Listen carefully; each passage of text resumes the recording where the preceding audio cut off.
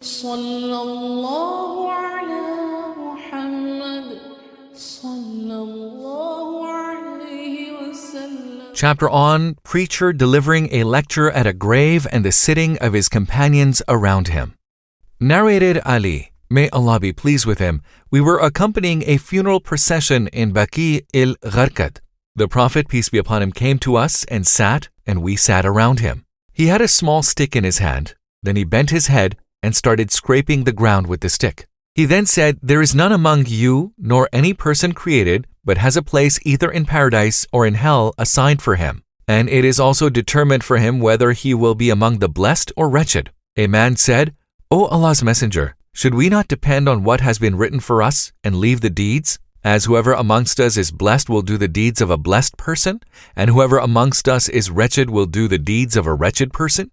The Prophet, peace be upon him, said, "The good deeds are made easy for the blessed, and bad deeds are made easy for the wretched." Then he recited the verses, "As for him who gives in charity and keeps his duty to Allah and fears him and believes in al-Husna, the best, that is either La ilaha illallah, none has the right to be worshipped but Allah, or a reward from Allah, that is, Allah will compensate him for what he will spend in Allah's way or bless him with paradise." Quran, Surah Al-Lail, Chapter 92, verses 5 to 7.